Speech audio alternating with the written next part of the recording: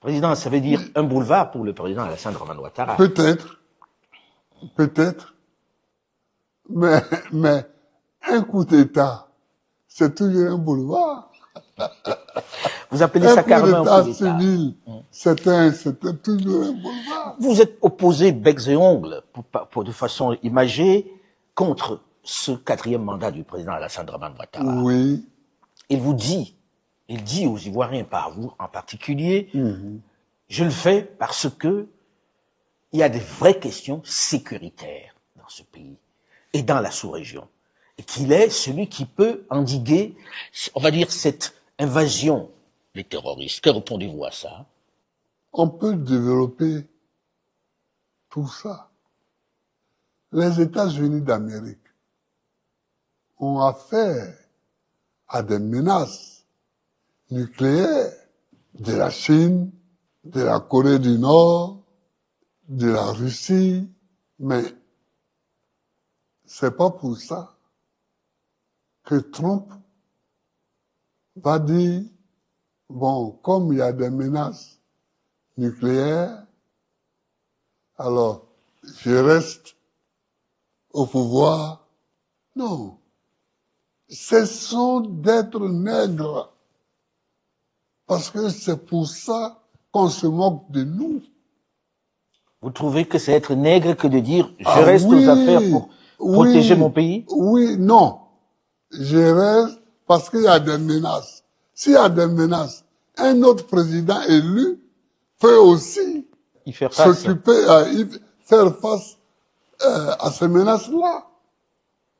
Pourquoi ce serait lui, Ouattara, qui serait vraiment le seul capable d'être le Zorro de la situation. Peut-être parce qu'il comprend mieux la situation que les autres et qu'il estime que dans l'opposition, il n'y a pas... Mon œil. Et là, je vous le dis, mon œil. Mon œil. Alors, Président, on dit aussi... Il y a toujours une menace contre un pays. Il y a toujours une menace. Est-ce que vous avez connu ces menaces, vous, Président? Est-ce que vous avez connu ces menaces lorsque vous étiez... Mais moi, j'ai connu même la guerre. J'ai connu la guerre. Est-ce que la rébellion, ce n'est pas une guerre terroriste, ça? La rébellion? Mais j'ai fait face. Alors, le président Ouattara dit aussi qu'il a son bilan pour lui. On l'a écouté pendant les meetings. Oui. C'est assez clair. Oui. Il a donné des infrastructures, des routes, oui. des hôpitaux, des écoles. Chacun voit la Côte d'Ivoire qui est en train de changer. Est-ce que les gens ne voteront pas aussi pour ce changement qu'il leur a donné, dont il parle? Oui, écoutez, il est en campagne, lui. Parce qu'il n'y a que pour lui, et enfin, il n'y a que pour les 5, là, qu'il y a une campagne. Donc, il est en campagne. Donc, il dit ce qui peut appeler, ce qui peut amener les gens à voter pour lui. Qui sont des choses que l'on voit, Monsieur le Président. Oui, mais moi, j'ai gouverné ce pays avant lui, avant Alassane. J'ai gouverné pendant 10 ans. Vous pensez que vous avez le même bilan? Quand je suis arrivé au pouvoir, quand je cherchais le pouvoir, j'ai dit aux paysans, donnez-moi le pouvoir pour que je vous le rende. Quand j'ai été élu, je leur ai rendu le pouvoir sur le café cacao, sur la gestion du café et du cacao. J'ai donné aux Ivoiriens la liberté. La liberté. La liberté. Vous voyez, les journaux se sont multipliés. Et, s'il vous plaît, je cherche un journaliste qui peut dire que Gbagbo m'a mis en prison à cause de mes écrits.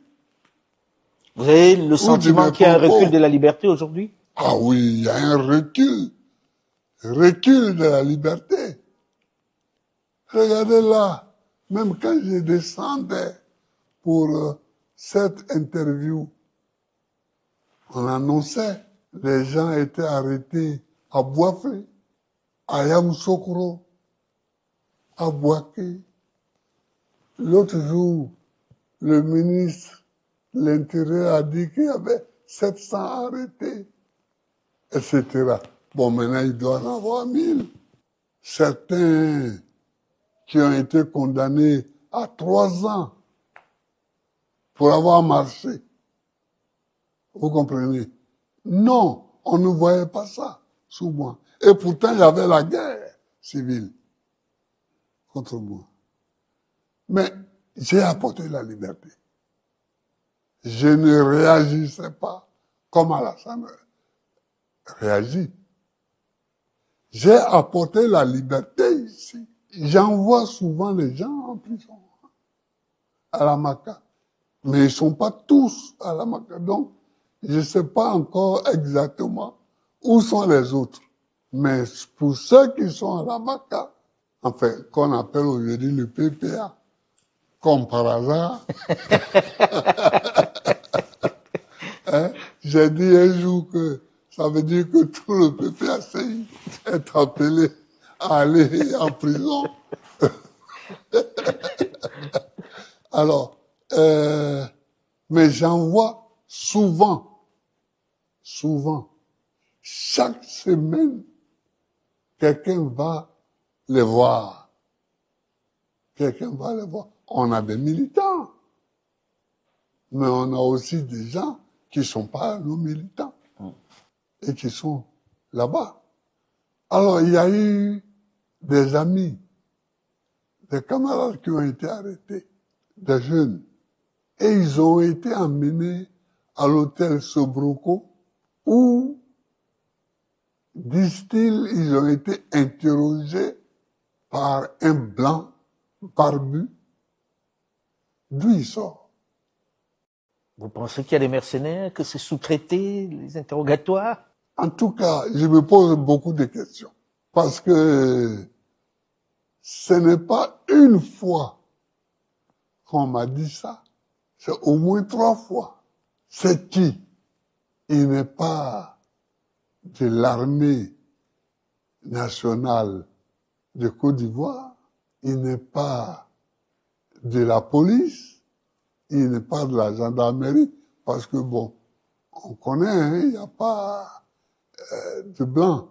Il pourrait y avoir un blanc de nationalité ivoirienne qui peut être, mais il n'y en a pas en ce moment-ci. Alors c'est qui?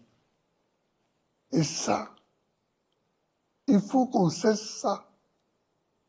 Il faut qu'on cesse ces espèces de sous-traitance avec des barbouzes étrangères qu'on ne connaît pas et qui, dans l'ombre, opèrent.